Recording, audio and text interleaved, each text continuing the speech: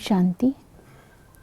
15 अक्टूबर 2024 की साकार मुरली से होमवर्क। आज की मुरली से हम लक्ष्य लेंगे, भविष्य में उच्च पद पाने के लिए संगम पर स्वदर्शन चक्रधारी बनने का पुरुषार्थ करना है। आज की मुरली से हम स्वमान लेंगे, मैं स्वदर्शन चक्रधारी आत्मा हूँ। मैं आत्मा पांचों युगों में स्व के सत्य स्वरूप का दर्शन करते हुए स्वयं को पवित्रता से भरपूर कर रही हूँ और इस संगम पर अपने को गुणवान बनाकर भविष्य में ऊंच पद की अधिकारी बन रही हूँ। आज की मुरली से हम चिंतन लेंगे, कौन सी सूक्ष्म कमजोरियाँ और कौन सी छोटी छोटी गलतियाँ जिनसे मुझे मुक्त होना है और जितना मैं इनसे मुक्त होती जाऊंगी उतना भविष्य में मेरा ऊंच पद होगा। तो आज रिफ्लेक्शन करेंगे और चिंतन करेंगे, इन कमजोरियों से मुक्त होने का पुरुषार्थ करेंगे। स्वदर्शन चक्रधारी बनने के लिए आज इसका यथार्थ अर्थ पहले हम अपनी बुद्धि में रखेंगे। स्व अर्थात आत्मा, आत्मा के सत्य स्वरूप का दर्शन, इसको बोलते हैं स्वदर्शन। चक्र अर्थात नॉलेजफुल, धारी अर्थात धारणा मूर्त। जब हम आत्मा के सत्य गुणों को धारण करके गुणवान बन जाएंगे, नॉलेजफुल बन जाएंगे, तब हम बाप की याद से, पापों से मुक्त होकर भविष्य में ऊंच पद पाएंगे। तो स्वदर्शन, स्व का दर्शन, आत्मा का दर्शन करेंगे। मैं आत्मा पद्मा पदम भाग्यशाली हूँ। मैं आत्मा छोटा सा रॉकेट हूँ, बहुत तीखा हूँ।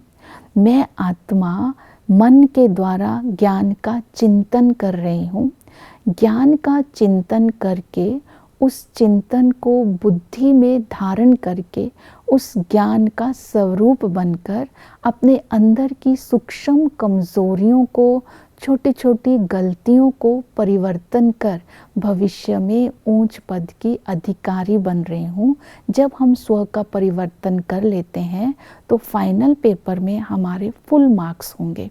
तो इस तरह इस नशे में रहना है। मैं भाग्यवान आत्मा हूँ। अपने सत्य स्वरूप का दर्शन करते अपनी कमजोरियों से अपने को मुक्त रखकर स्व का परिवर्तन करना है। दूसरा है स्वदर्शन अर्थात स्व के गुणों का दर्शन। मैं गुणवान आत्मा हूँ। जो बाबा ने हमें नॉलेज दी, चलते फिरते उठते बैठते उस नॉलेज को बुद्धि में धारण कर स्वयं को गुणवान बनाना है। क्योंकि हम सतयुग में गुणवान थे, कोई विकार नहीं था। अभी हमारे अंदर 5 विकार आ गए हैं, तो उनसे मुक्त होने का पुरुषार्थ करना है। जब गुणवान का लक्ष्य बुद्धि में रखेंगे, पहला है गुणवान बनने के लिए पुरानी सारी सामग्री को इस यज्ञ में स्वाहा कर दो। पुरानी सारी सामग्री है हमारे पुराने संस्कार, जो 5 विकार हैं उनको इस यज्ञ में स्वाहा कर देने से आत्मा गुणवान बन जाएगी। दूसरा है ना किसी को दुख देना है ना लेना है, अर्थात काम कटारी चलाने से आदि मध्य अंत दुख मिलता है, इसलिए इस विकार से स्वयं को मुक्त रखना है। तीसरा है मैंपन से अपने आप को मुक्त रखना है। मैंपन से मुक्त रखने के लिए सारा दिन कर्म करते समय स्मृति रहे, करन करावन हार करा रहा है। तो विशेषताओं का मैंपन, अभिमान, अपमान की फीलिंग में नहीं आएंगे। तीसरा है मैं वानप्रस्थी हूँ। वानप्रस्थी अर्थात घर जाने का समय है। अब मुझे सतो प्रधान बन करके अपने घर जाना है, मुझे पवित्र बनना है। इस तरह अपने अंदर पवित्रता के संस्कारों को इमर्ज करेंगे, क्योंकि हमें स्मृति है हर आत्मा के अंदर विकार सर्वव्यापी है, परमात्मा सर्वव्यापी नहीं है। हमें अभी इन विकारों से मुक्त होकर सतो प्रधान बनना है, घर की स्मृति को बुद्धि में रखते हुए। तो इन धारणाओं को आज अपनी बुद्धि में रखेंगे तो गुणवान बनेंगे। फिर है चक्र। चक्र का मतलब है नॉलेज। तो बाबा आकर के रचता और रचना के आदि मध्य अंत की नॉलेज हमें देते हैं।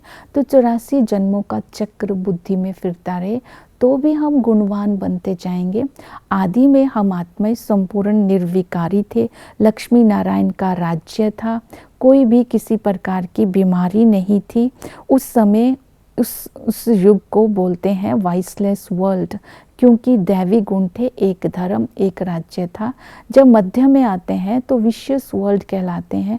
हम भक्ति करते हैं फिर भी आसुरी गुण 5 विकार सबके अंदर आ जाते हैं, जिसके कारण हम दुखी होते हैं, विकारी बनते हैं और नीचे उतरते आते हैं।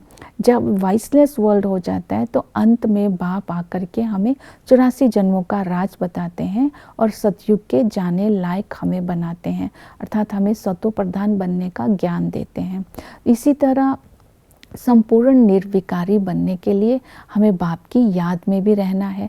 स्वदर्शन का अर्थ ही है आत्मा के सत्य सर्व गुणों का सत्य स्वरूप का दर्शन करना है, तो योग का बल जमा होता है। इस योग बल के द्वारा हम भविष्य की राजधानी की स्थापना करने में बाप के मददगार बनते हैं। इसकी विधि है अपने को आत्मा समझकर परमात्मा को याद करना है, आत्मा का चिंतन करते रहना है कि हम आत्मा इस संगम युग पर बाप की बनी है, तो हम आत्मा ही निराकारी है, हम आत्मा ही 84 जन्म लेती हैं। तो योग से ही हम आत्मा अभी पावन बन करके पावन दुनिया के लायक बनती है। इस संगम पर हम आत्माओं का संबंध परमात्मा के साथ है। वो परमात्मा हमारा बाप भी है, टीचर भी है, सतगुरु भी है। उसको याद करने से ही आत्मा के पाप कटते हैं। इस संगम पर स्वयं बाप अपना परिचय खुद देते हैं। मैं निराकार हूँ, मेरा नाम शिव है, मैं सुख का सागर, शांति का सागर, ज्ञान का सागर हूँ, बीज रूप हूँ। तो उस बाप से वर्षे के अधिकारी हम बनते हैं जब हमें उनकी पहचान मिल जाती है। वो टीचर हमें नॉलेज देते हैं, पढ़ाई पढ़ाते हैं। इस पढ़ाई को पढ़ने से ही हमें पता चलता है कि ये भगवान हमें पढ़ाता है, हमें ड्रामा का ज्ञान मिलता है। वो नॉलेज दे करके हमें आप समान बनाते हैं। वो सतगुरु आकर के मन मना भव का मंत्र देते हैं, हमें सतो प्रधान बनाते हैं, जिससे हमारी सदगति होती है।